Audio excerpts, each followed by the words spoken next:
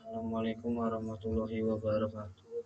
Kami dari kelompok 1 ingin mempresentasikan tugas kami yang berjudul Prototype Butik Stationery atau alat tulis kantor. Sebelumnya, kami ingin memperkenalkan anggota kelompok kami. Di sini ada Daniel Mantopani, Ibnu Malik, dengan saya sendiri, Serlina Sitompul, Melani Pratiwi, dan Nabila Azwa. Latar belakang Latar belakang ini untuk pemodelan sistem berbasis objek tentang tema penjualan ATK atau alat tulis kantor akan melibatkan pemahaman tentang kompleksitas proses penjualan, inventarisasi, manajemen pelanggan, dan transaksi keuangan dalam bisnis penjualan ATK. Faktor-faktor yang harus dipertimbangkan termasuk beragamnya produk ATK, kebutuhan untuk melacak stok dan pemesanan, serta integrasi dengan sistem pembayaran dan manajemen pelanggan untuk memastikan pengalaman yang mulus bagi pelanggan.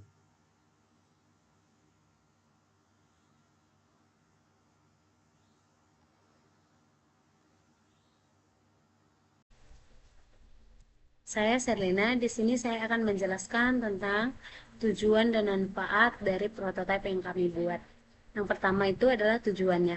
Tujuannya itu dari pembuatan makalah ini adalah untuk memenuhi salah satu kelulusan mata kuliah Sistem Informasi Manajemen sebagai pengganti ujian akhir semester atau UAS.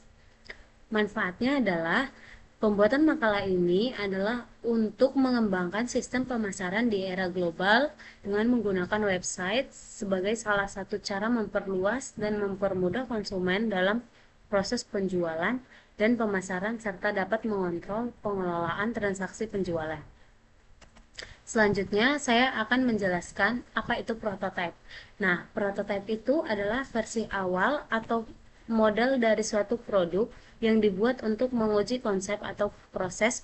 Prototipe digunakan untuk mengevaluasi desain, mendeteksi kesalahan, dan mendapatkan masukan dari pengguna sebelum produk akhir diproduksi dalam skala besar. Halo, perkenalkan nama saya Nabila Azwa. Di sini saya akan menjelaskan kelebihan prototipe dan kekurangan prototipe. Pertama, untuk kelebihan prototipe di aplikasi Biotik Stationery, prototipe memungkinkan untuk menguji ide-ide dan konsep-konsep awal sebelum menghabiskan sumber daya besar untuk produksi massal. Ini membantu mengidentifikasi masalah dan memperbaiki desain sejak dini. Yang kedua, dengan menggunakan prototipe, pengembangan dapat menerima umpan balik dari pengguna atau pemangku kepentingan secara lebih cepat. Ini memungkinkan untuk melakukan perubahan yang diperlukan sebelum produk akhir diluncurkan ke pasar. Yang ketiga, meskipun prototipe dapat membutuhkan investasi dalam pembuatan, biaya ini seringkali jauh lebih rendah daripada biaya untuk memproduksi produk akhir. Dengan demikian, prototipe dapat menghemat biaya jangka panjang dengan mengurangi kesalahan desain. Selanjutnya itu ada kekurangan prototipe. Yang pertama, pembuatan prototipe bisa menjadi mahal dan memakan waktu, terutama jika desainnya kompleks atau memerlukan bahan khusus yang sulit ditemukan.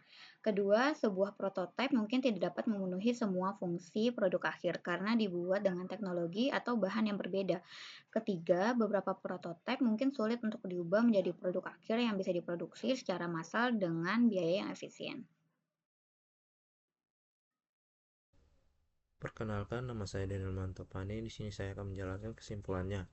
Dalam proses pembuatan prototipe alat tulis kantor, pendekatan prototyping terbukti sangat efektif dan mengembangkan produk yang sesuai dengan kebutuhan pengguna. Melalui langkah-langkah iteratif yang melibatkan identifikasi kebutuhan, desain konseptual, pembuatan prototipe awal, pengujian dan evaluasi, revisi, serta pengembangan lanjutan, kami berhasil menghasilkan alat tulis kantor yang ergonomis, tahan lama, dan ramah lingkungan. Prototyping memungkinkan kami untuk mengidentifikasi dan memperbaiki masalah desain sejak dini, sehingga mengurangi resiko kesalahan yang dapat terjadi pada tahap produksi massal. Umpan balik dari pengguna sangat berharga dalam mengarah revisi desain. memastikan bahwa produk akhir benar-benar memenuhi keharapan dan kebutuhan pengguna. Dengan demikian, pendekatan prototyping bukan hanya meningkatkan efisiensi serta pengembangan produk, tetapi juga memastikan kualitas dan kepuasan pengguna terhadap produk akhir. Terima kasih. Selanjutnya di sini saya akan coba menjelaskan terkait prototipe yang sudah kita buat. Di sini ada tampilan login. Pada tampilan login ini kita diminta untuk memasukkan email address dan password yang sudah terdaftar. Misal saya di sini masukkan email saya yang sudah terdaftar dan juga password saya. Lalu nanti kemudian ketika sudah memasukkan email dan password, kita klik login. Apabila password dan email yang sudah terdaftar itu sudah benar, lalu kita akan diarahkan ke halaman home. Di halaman home ini ada beberapa tampilan sidebar seperti home, ada daftar menu, ada kategori menu, ada order, service, user, dan report. Lalu pada tampilan home ini ada beberapa contoh-contoh gambar dari produk pada website kami. Di sini contohnya ada buku note. Lalu di bawah gambar, kita di sini ada sedikit penjelasan terkait sistem itu sendiri, di mana sistem kami itu bernama The Boutique Stationery, di mana aplikasi pemesanan berbagai alat-alat tulis dan alas tulis yang praktis dan mudah dalam genggaman. Oke, selanjutnya ada daftar menu. Di sini ada beberapa contoh-contoh produk dari The Boutique Stationery. Yang pertama ada ballpoint standar, ada ballpoint gel, ada pensil krayon, ada krayon, dan lain sebagainya. Di sini kita juga bisa lihat harga, kita juga bisa lihat stoknya ada berapa. Terus juga di sini ada tombol untuk menambahkan menu. Jadi ketika kita menambahkan menu, kita diminta untuk yang pertama kita memasukkan gambar, nama menu, keterangan, jenis menu, kategori, harga, dan stok. Menambah menu ini hanya dapat dilakukan oleh admin, di mana admin itu merupakan server pusat dari butik stationery itu sendiri. Terus selanjutnya ada kategori menu. Kategori menu yang terdaftar saat ini ada 4 jenis, yaitu peralatan tulis, peralatan menulis, alat tulis, alat warna, buku, dan alat lukis. Di sini kita juga bisa menambahkan kategori menu. Sama halnya seperti daftar menu, kategori menu ini juga hanya dapat ditambahkan oleh admin sebagai pemegang server dari sistem The Boutique itu sendiri. Selanjutnya ada menu order. Jadi menu order ini biasanya diakses oleh pelayan, di mana pelayan itu membantu customer ketika akan melakukan order.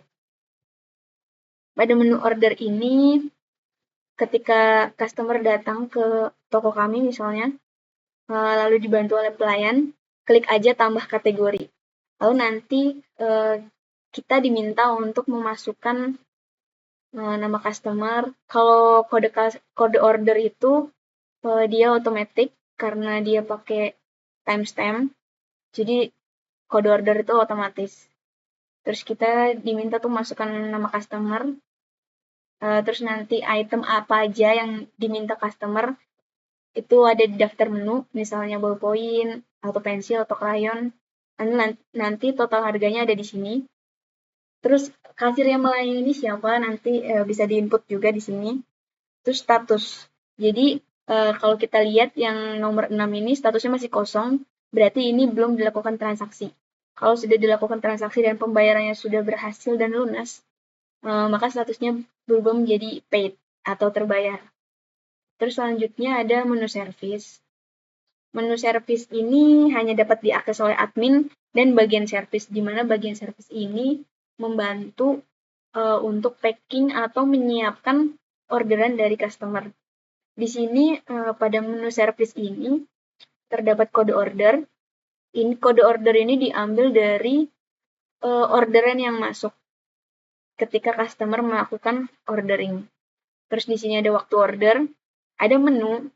Menu itu item apa aja yang diorder oleh customer, kuantitinya berapa, lalu status.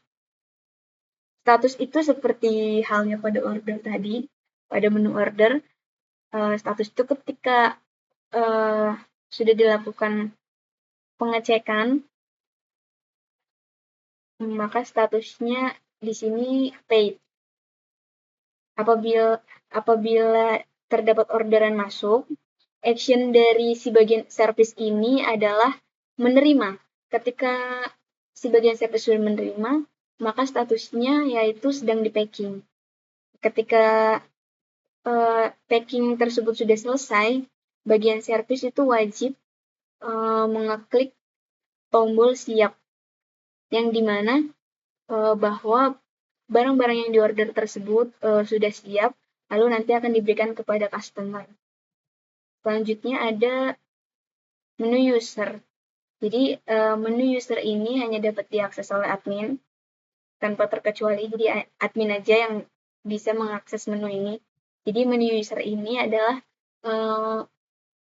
user-user yang sudah terdaftar pada aplikasi The Boutique Stationery. Misalnya di sini ada Melan, username-nya melan2@gmail.com, levelnya adalah sebagai kasir. Di sini menarik ya. Di sini di dalam The Boutique Stationery ini kita ada 4 level. Yang pertama itu admin, yang kedua kasir, yang ketiga service, dan yang keempat itu adalah pelayan. Dan ini mempunyai tugas dan tanggung jawabnya masing-masing. Menu yang terakhir adalah report, di mana report ini adalah list order yang masuk dan sudah terbayar. Jadi ketika order masuk dan statusnya sudah paid, maka nanti akan direkap di menu report ini. Jadi di sini bisa dilihat di menu report ini ada kode order, itu udah pasti. Terus data order, maksudnya tanggal order, terus tanggal bayar, customer-nya siapa, total harganya berapa, kasirnya siapa. Lalu nanti ini ada action, ada tombol lihat. Di sini kita dapat melihat transaksi apa aja yang dilakukan, misalnya si customer ini beli apa aja, atau singkatnya ini adalah nota dari pembelian barang dari customer. Oke, sekian penjelasan tentang prototype dari kelompok kami. Kurang lebihnya mohon maaf. Terima kasih. Wassalamualaikum warahmatullahi wabarakatuh.